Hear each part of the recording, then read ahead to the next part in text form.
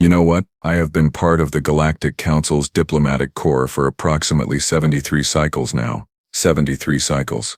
And in all that time, across hundreds of negotiations, thousands of treaties, and more peace summits than I care to count, I have never, and I mean never, seen anything quite like what happened when humanity sent their representative to the Thornback Accords. My name is Velk. Just Velk. My species does not do surnames because frankly we find them unnecessarily complicated.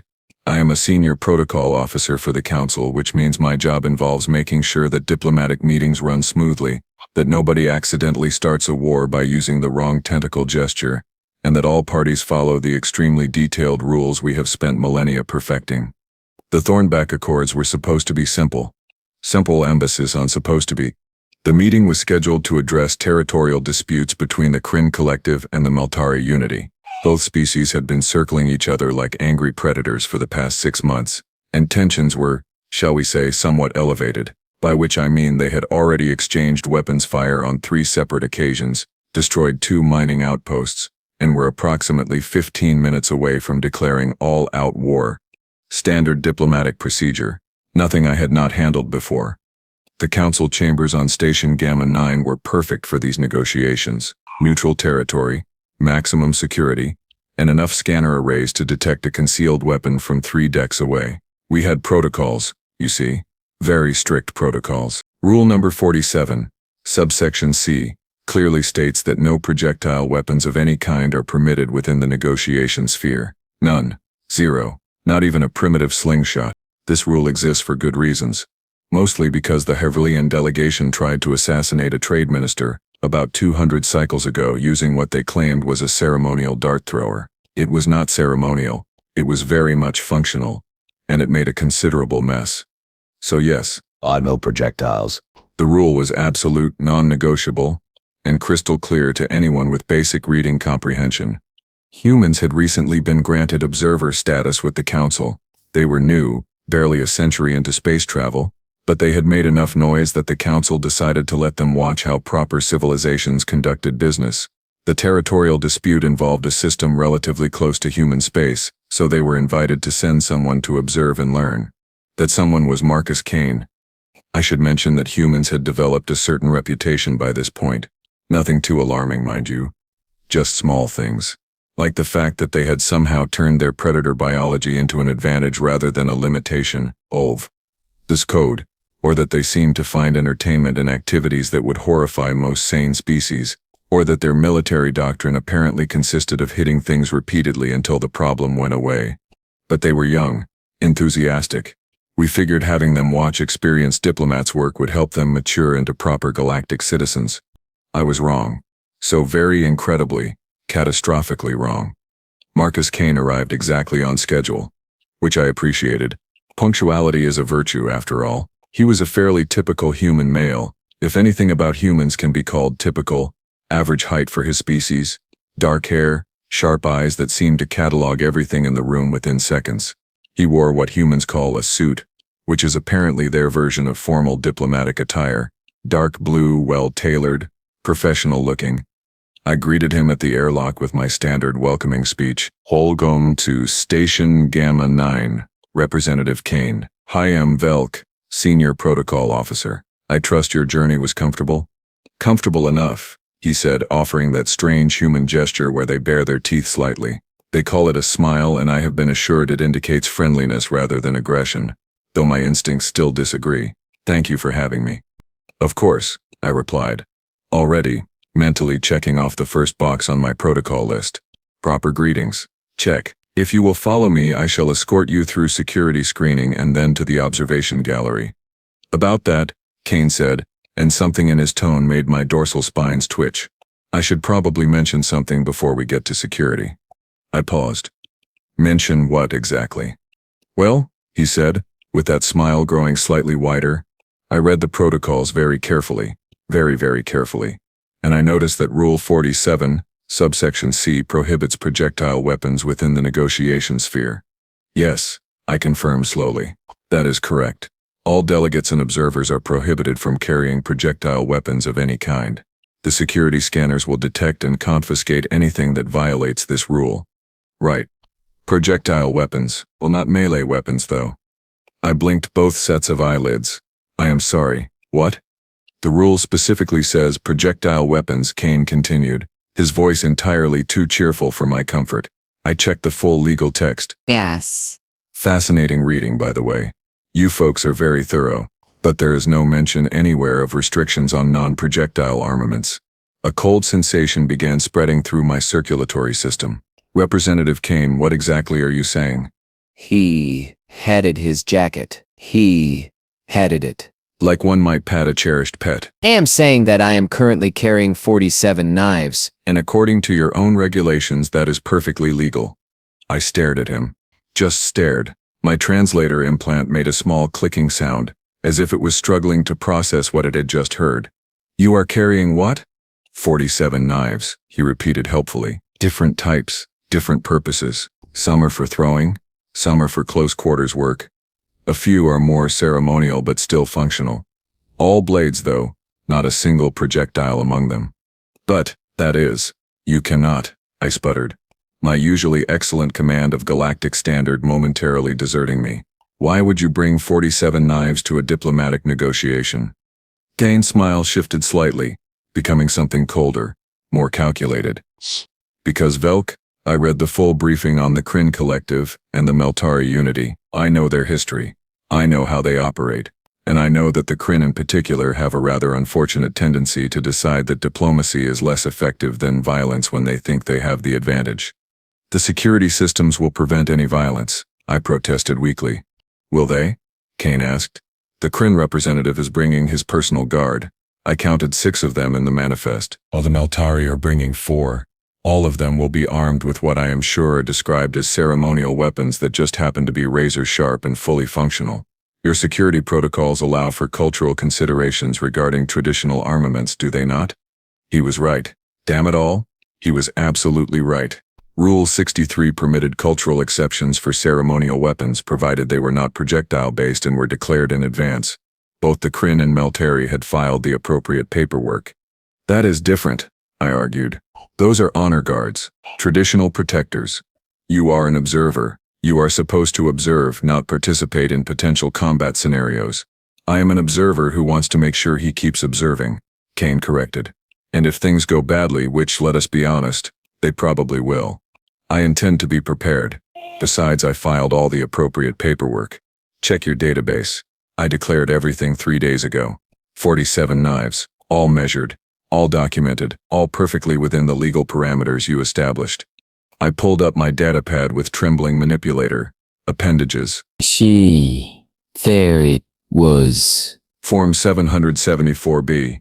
Declaration of Cultural Armaments for Diplomatic Observers. Filed by Marcus Kane. Approved automatically because it met all technical requirements. 47 knives. He had actually listed every single one with measurements, materials, and intended ceremonial purpose. The approval algorithm had not flagged it because technically none of it violated any established protocols. This is insane, I whispered. This is thorough, Kane countered. There is a difference. I should have stopped him right there. I should have invoked some emergency protocol, found a loophole, done something, anything to prevent what I knew in my bones was going to become the most memorable diplomatic incident of my career. But the problem was that he was right. Completely, frustratingly, technically right. The rules allowed it. Fine, I said, my voice coming out slightly strangled. You may proceed to security screening. I am certain this will be interesting. That is the spirit, Kane said cheerfully, and followed me down the corridor. The security checkpoint was staffed by Rellan guards, a species known for their thoroughness and complete lack of humor. Chief Security Officer Mort looked up as we approached, his 4 eyes blinking in sequence. Protocol Officer Velk, Observer Kane, please proceed through the scanner array. Unique, please proceed through the scanner array. Please proceed through the scanner array. Kane walked through confidently. Immediately, every single alarm in the security station began shrieking. Red lights flashed, horning klaxons blared. 3 different monitors displayed urgent warnings about detected weapons. Mort's eyes widened to approximately twice their normal size. What in the name of the founders are you carrying? 47 knives, Kane said calmly, raising his arms for inspection. All properly documented per Form 774B. Would you like to verify?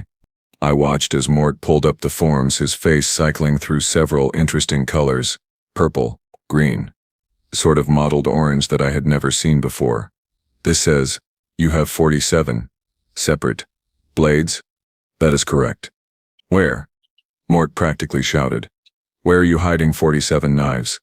The Kane smiled that predator smile again. Would you like me to show you? It will take a few minutes. Some of them are rather cleverly concealed.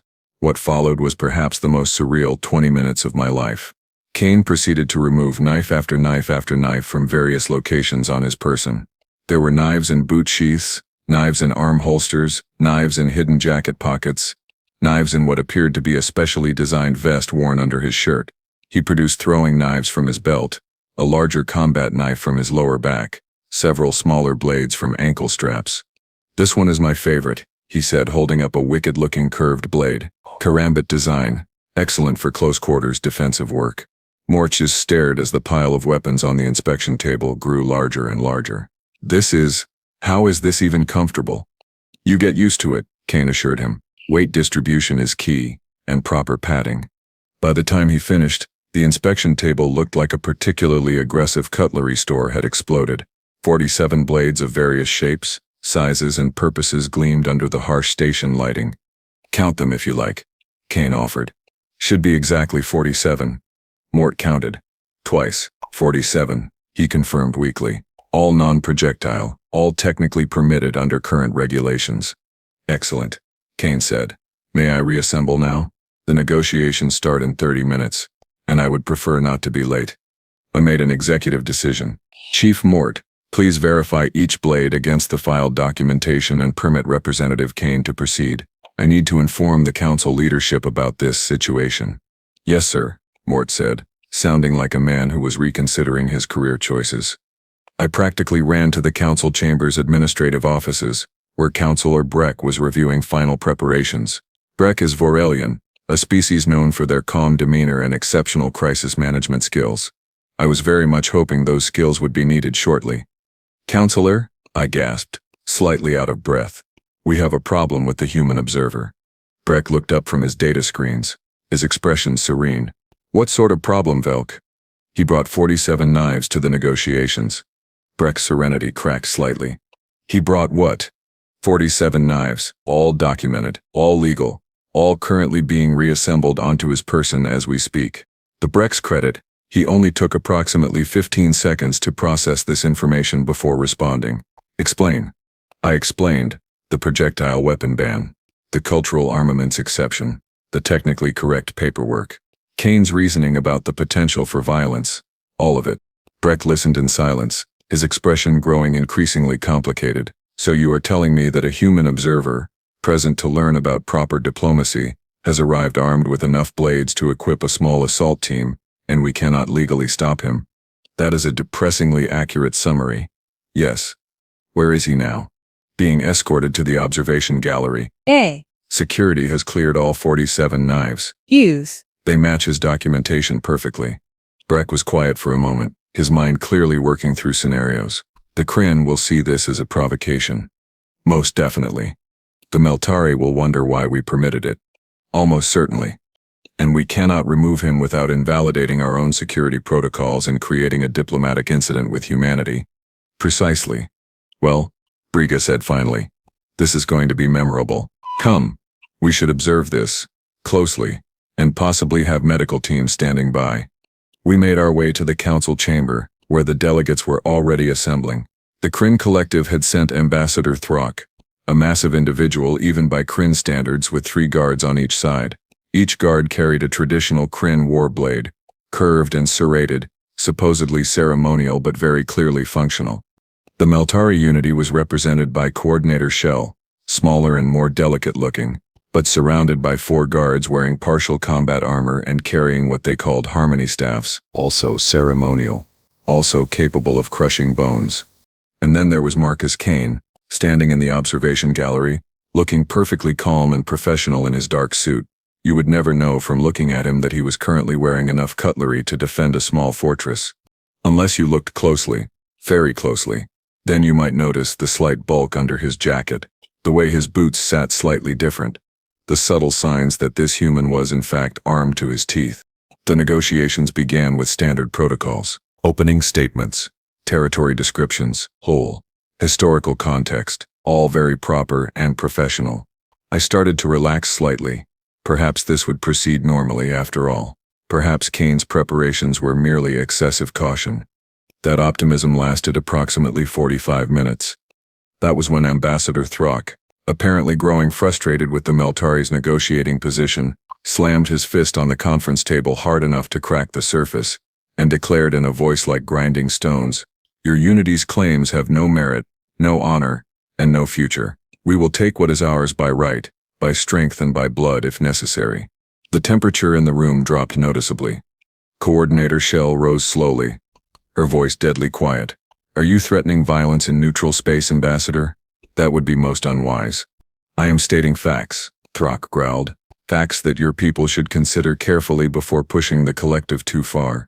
I saw Throck's guards shift positions slightly, saw the Meltari guards respond in kind, saw the calculated violence in everyone's posture, and I saw Marcus Kane lean forward slightly in the observation gallery, his expression intensely focused, his hands moving to rest, casually near where I knew, absolutely knew, he had knives concealed. This was gonna go badly. Very, very badly. So there we were, standing on the precipice of what was about to become either a spectacular diplomatic success or an absolute bloodbath. Based on the way Ambassador Throck's guards were gripping their ceremonial, not at all ceremonial warblades, I was leaning heavily toward the bloodbath option. Counselor Breck stepped forward, his voice projecting calm authority. "Ambassador Throck, Coordinator Shell, I must remind both parties that this is neutral territory under Council protection. Any act of violence will result in immediate sanctions against the aggressing party." Throck's laugh was like rocks tumbling down a mountainside. "Sanctions, yes, very frightening. Almost as frightening as watching my people starve because the Meltari block access to the mineral deposits that are rightfully ours." "Rightfully yours?" Shell's voice rose several octaves. "Those deposits are in territory that has belonged to the Unity for 3 generations. Your people's claims are based on ancient maps that predate modern boundary agreements. Ancient rights are still rights." Throck countered, rising to his full height, which was considerable. The Kryn are naturally imposing, built like mobile fortresses, and Throck was larger than most, and we will enforce them if necessary. One of Throck's guards moved forward half a step, just half a step, but it was enough. The Meltari guards responded instantly, Harmony staffs raised to defensive positions, the Kryn guards shifted in turn, hands on weapon hilts. The entire room became a powder keg looking for a spark. And that is when Marcus Kane cleared his throat. It was not a loud sound. Actually, it was rather quiet, but something about it cut through the tension like one of his 47 knives through butter. Every eye in the chamber turned to the observation gallery. Kane stood there, still looking perfectly professional, except that his jacket was now open, and visible, strapped across his chest and torso, were approximately half of his knife collection. The other half, I assumed, were still concealed in various creative locations. "Pardon the interruption," Kane said, his tone conversational, almost friendly, "but I feel compelled to point something out. Observers do not speak during negotiations," Throck rumbled dangerously, "especially not human observers who should know their place." Kane's smile did not waver. "Oh, I know my place. I am standing right here watching 2 groups of armed delegates threaten each other in what is supposed to be a peaceful negotiation. And I am thinking to myself, Marcus, this does not look particularly peaceful anymore." Butchagrigas, T-Sexel Seving Apes Astutus said. "Note name for Nork." "The human makes a valid observation," Laud said carefully, though her eyes were fixed on Kane's visible arsenal.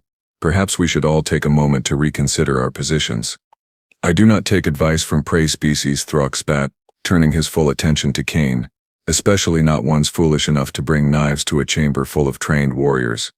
Kane tilted his head slightly, like a predator assessing potential threats. "You know, that is an interesting assumption, but I am foolish.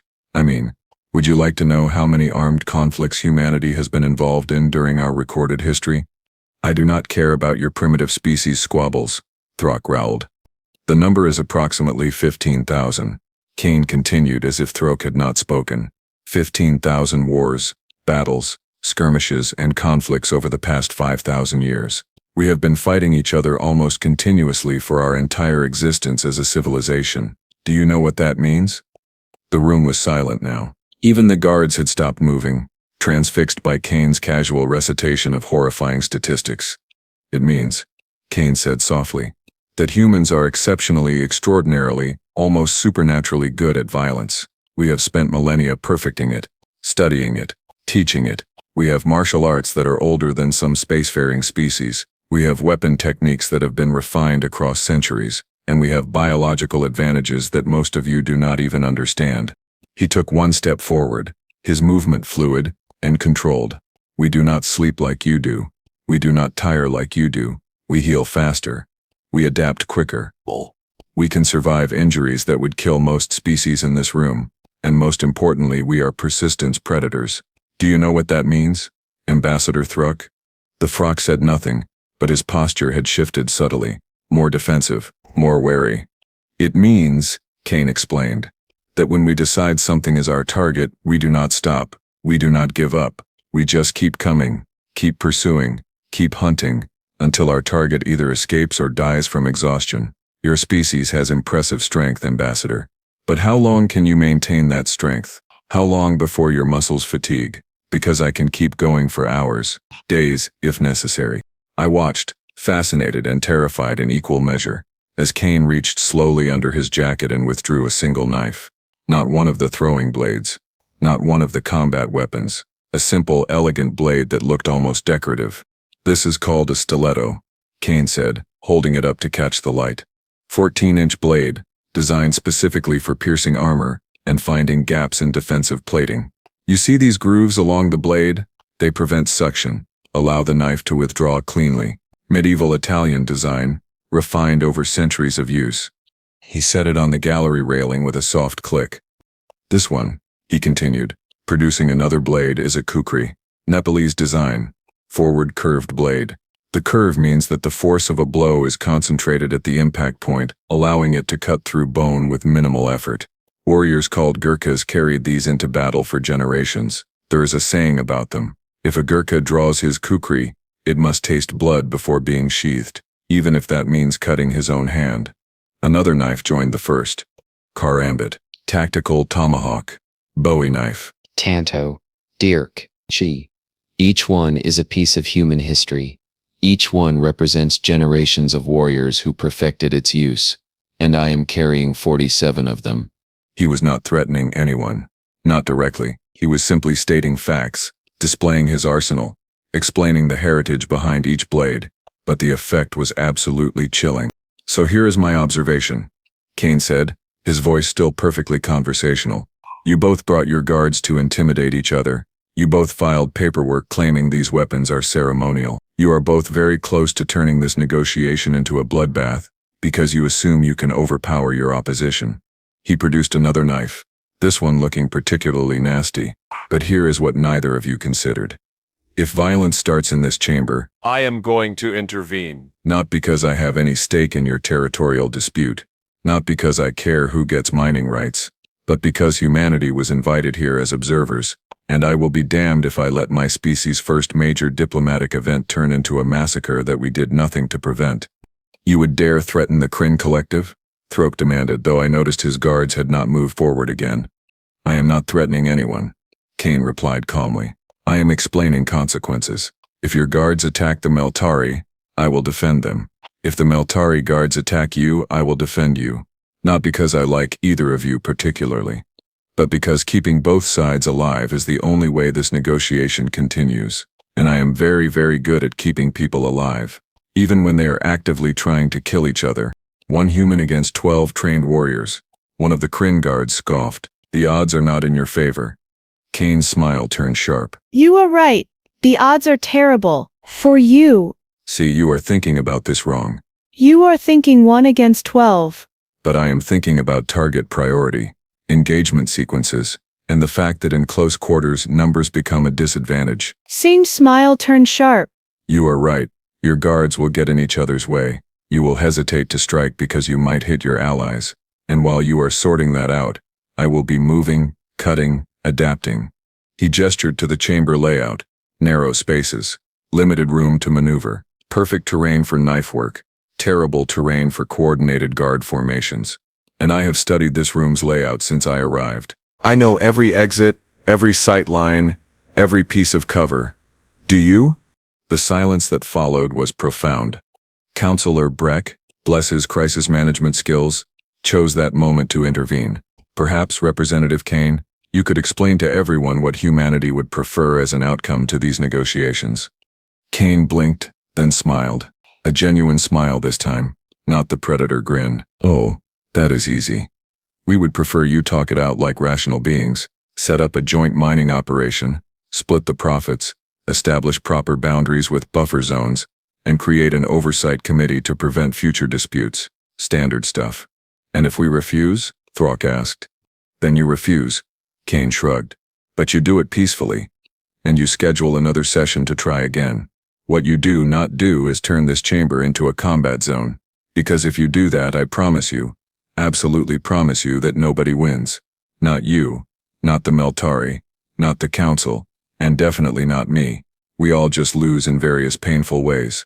He started collecting his displayed knives, sliding them back into their hidden sheaths with practiced ease. So here is my suggestion, as a completely neutral observer, with no stake in this dispute whatsoever. Sit down, take a breath, and remember that every civilization in this galaxy got to space by learning to cooperate, communicate, and compromise. The ones that did not learn those lessons killed themselves off before they made it past their own atmosphere. Humans nearly did that, Shell observed quietly. I have read your history. You came very close to self-destruction multiple times. We absolutely did, Kane agreed. Which is why we learned, hold the hard way. The very, very hard way. We figured out that sometimes maybe, possibly, talking is more effective than stabbing. Most of the time. Usually. He paused. About 60% of the time, honestly. We are still working on it.